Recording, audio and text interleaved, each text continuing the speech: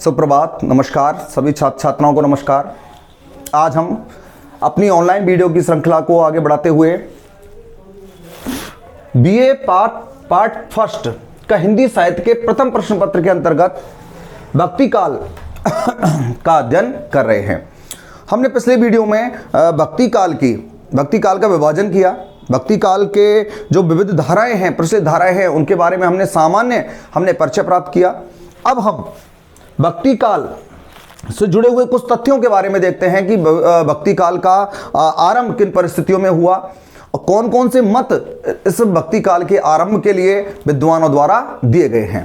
देखिए, भक्ति काल एक आंदोलन था, हम कह सकते हैं इसे एक लोक जागरण था, क्योंकि मनुष्य की हताश निराश प्रवृत्ति को, उसकी जो स्थिति थी वो कैसी हो चुकी थी उस समय, हताश और निराश और बिल्कुल एक तरह से वह सब जगह से टूट चुका था। उस समय भक्ति ही उसके लिए एक बहुत ही महत्वपूर्ण आश्रय बनी, उसका सहारा बनी, और उस सहारे के माध्यम से वह अपने जीवन को कुछ करने के लिए, कुछ प्राप्त करने के लिए वह लगातार प्रयासरत रहा।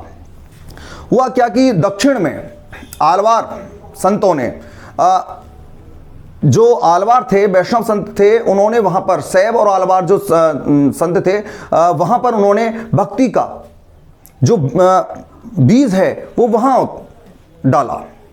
वहां से जो भक्ति का जो प्रभाव है धीरे धीरे आया कहां पर, उत्तर में। और उत्तर में रामानुज परंपरा के जो महत्वपूर्ण कह सकते हैं कि आचार्य हैं, कौन, रामानंद जी। उन्होंने उत्तर भारत में भक्ति के इस परंपरा को अपने हाथों में लिया और उनके द्वारा, उनके शिष्यों के द्वारा यह भक्ति चारों ओर पूरे भारत में, अखंड भारत में यह फैल गई। तो भक्ति जो है उसका जो आगमन है वह इस्लामी प्रतिक्रिया के स्वरूप भी हुआ है। कुछ विद्वान मानते हैं कि ईसाईयत की देन है, कुछ मानते हैं कि यह भारतीय मनुष्य है उसकी स्वाभाविक चिंतन, अपने स्वाभाविक धारा का ही एक विकास है। तो भक्ति है कि जो भक्ति काल में जो भक्ति आंदोलन हुआ वह उसने कितना महत्वपूर्ण कार्य किया व्यक्ति के लिए कि जो व्यक्ति अंधविश्वासों में, कुरीतियों में और जकड़ा हुआ था वह व्यक्ति जो इस्लामी आक्रमण के कारण अपने आप को अधूरा महसूस कर रहा था, असहाय महसूस कर रहा था, उसके लिए भक्ति एक ऐसा संबल बना जिसके द्वारा वह उन आक्रमणकारियों का या उन धर्म विरोधियों का सामना करने के लिए डटकर खड़ा हुआ। इस बारे में तथ्य को आगे बढ़ाते हम देखते हैं कि भक्ति काल का क्या स्थिति रही है। भक्ति काल का समय है सन 1318 से 1643। संवत के रूप में देखें तो संवत 1375 से 1700। आदिकाल का समय क्या था, संवत 1050 से 1375। संवत के रूप में बात कर रहा हूं। संवत को जब सन बनाना हो, ईस्वी बनानी हो, तो संवत में से क्या घटा देंगे हम, 57 घटा देंगे, तो क्या बन जाएगा अपना, सन बन जाएगा, ईस्वी बन जाएगी। तो इस प्रकार से हम देखते हैं कि 1318 से 1643 तक का जो समय है वो किसके अंतर्गत गिना जाता है, भक्ति काल के अंतर्गत गिना जाता है। भक्ति काल में निर्गुण और सगुण दोनों ही धाराएं पाई जाती हैं। निर्गुण में मूर्ति पूजा का विरोध है, धर्म आडंबरों का विरोध है, कुरीतियों का विरोध है, और उधर सगुण में मूर्ति पूजा को साकार रूप में माना गया है। धर्म पर आधारित मनुष्य की वृत्तियों को वहां एक आराध्य से जोड़ा गया है। निर्गुण में अनादि अनंत जाति विहीन परंपरा को, उस अज्ञात परमपिता को आराध्य माना गया है। तो सगुण में आराध्य के लिए एक अवतार की कल्पना की गई है। ये दोनों दोनों का सामान्य सा एक अंतर है। विस्तार रूप में हम आगे इसका चर्चा करते हैं कि भक्ति क्या है, भक्ति आंदोलन में क्या रहा है। सबसे पहले भक्ति शब्द की व्युत्पत्ति।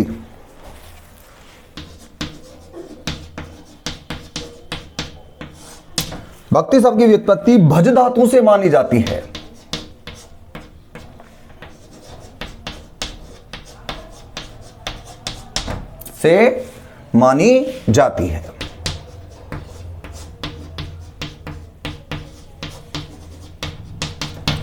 भक्ति शब्द की व्युत्पत्ति भज धातु से मानी जाती है। भज से इसकी उत्पत्ति हुई है, किसकी? भक्ति शब्द की। आगे देखें, भक्ति शब्द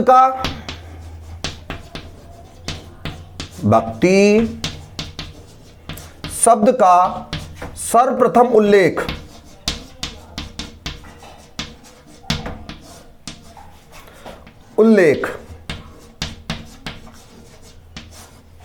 श्वेता श्वेतर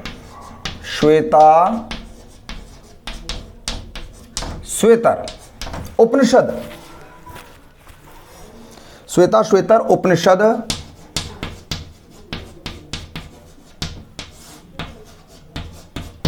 में मिलता है।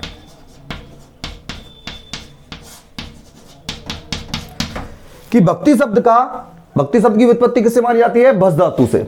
और यहां हम देखें तो भक्ति शब्द का सर्वप्रथम उल्लेख कहां मिलता है? श्वेता श्वेतर उपनिषद में। श्वेता श्वेतर उपनिषद में इसका सर्वप्रथम उल्लेख मिलता है। आगे देखें तो देखिए, हमें सबसे पहले दो बातों पर गौर करना है कि इसकी उत्पत्ति किससे है? भक्ति की भज धातु से। और भक्ति का सर्वप्रथम उल्लेख कहां मिलता है? श्वेता श्वेतर उपनिषद में। अब आगे कि भक्ति आंदोलन के उद्भव में क्या महत्वपूर्ण रहा है, क्यों उसका उद्भव हुआ, इसके बारे में जो विद्वानों के मत हैं, हमारे प्रमुख मतों के बारे में आज हम चर्चा करेंगे। तो सबसे पहले इसको देख लीजिए। भक्ति शब्द की व्युत्पत्ति भज धातु से मानी जाती है। भक्ति शब्द का सर्वप्रथम उल्लेख श्वेता श्वेतर उपनिषद में मिलता है। इन दोनों को आप लिख सकते हैं कि भक्ति शब्द की व्युत्पत्ति भज धातु से और भक्ति शब्द का सर्वप्रथम उल्लेख श्वेता श्वेतर उपनिषद से माना जाता है। अब आगे हम देखें तो इसके बारे में आगे हम चर्चा करें कि भक्ति आंदोलन का उदय जो है, भक्ति आंदोलन के उदय के संबंध में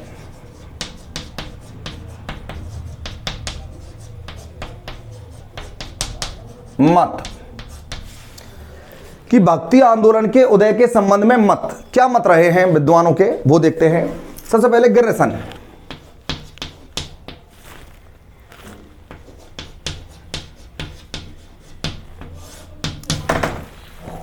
गिर्सन क्या है? हमारे हिंदी साहित्य के प्रमुख इतिहासकार रहे हैं जॉर्ज गिर्सन।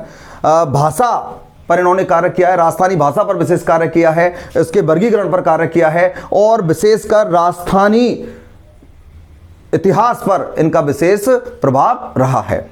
इन्होंने हिंदी साहित्य के इतिहास में इन्होंने सबसे पहले माना है कि जो भक्ति काल है वह हिंदी साहित्य के इतिहास में क्या माना जाता है? स्वर्ण काल माना जाता है, स्वर्ण युग माना जाता है, क्योंकि यहां से व्यक्ति की, एक आम व्यक्ति की मनोवृत्ति बिल्कुल परिवर्तित होकर एक ऐसे स्थान पर जा पहुंची जहां पर वह अपने आप को बिना किसी सहारे के एक केवल भगवान का एक सहारा लेकर अपने आप को बहुत ही मजबूत और सक्षम समझता है। तो जॉर्ज गिर्सन मानते हैं कि क्या मानते हैं? ईसाईयत की देन,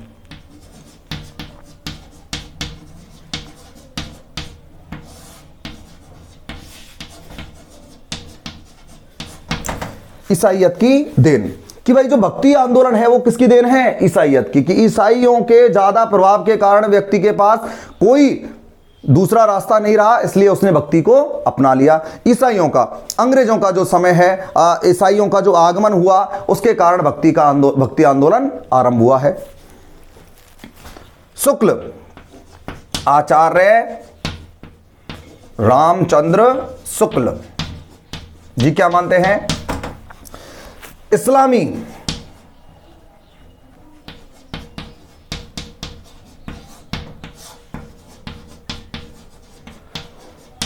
इस्लामी आक्रमण की प्रतिक्रिया।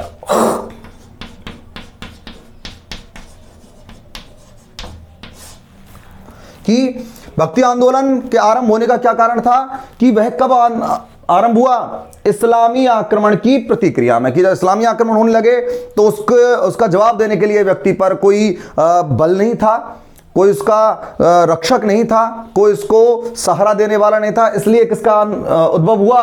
भक्ति आंदोलन का उद्भव हुआ है। हजारी प्रसाद द्विवेदी कहते हैं, हजारी प्रसाद द्विवेदी जी कहते हैं कि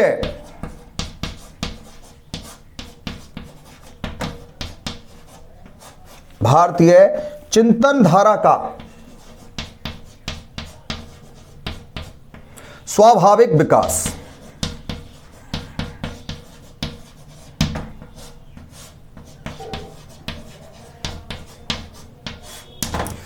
कि ये क्या है? भारतीय चिंतन धारा का स्वाभाविक विकास है, किसी आंदोलन या किसी अन्य प्रतिक्रिया में नहीं हुआ। यह भारतीय स्वयं मनोवृत्ति के आधार पर, भारतीयों की स्वयं मनोभावनाओं के आधार पर इस भक्ति आंदोलन का आरंभ हुआ है। ये कुछ मत थे जो भक्ति आंदोलन के उदय के संबंध में दिए गए हैं, इनके बारे में हम पढ़ते हैं। आगे देखें तो कि भक्ति आंदोलन को के संबंध में जो बात कही जाती है, गिरसन क्या कहते हैं? ईसाइयत की देन। रामचंद्र शुक्ल क्या कहते हैं? इस्लामी आक्रमण की प्रतिक्रिया में। और हजारी प्रसाद द्विवेदी जी कहते हैं भारतीय चिंतन धारा का स्वाभाविक विकास है।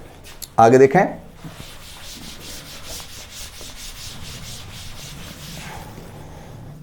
तो एक बहुत ही महत्वपूर्ण कथन है जिसे हम लिखते हैं,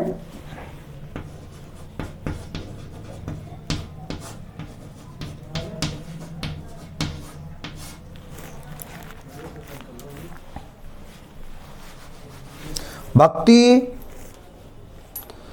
द्राविड़ उपजी, लाए रामानंद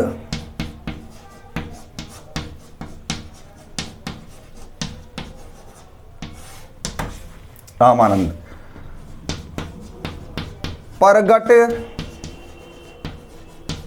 किया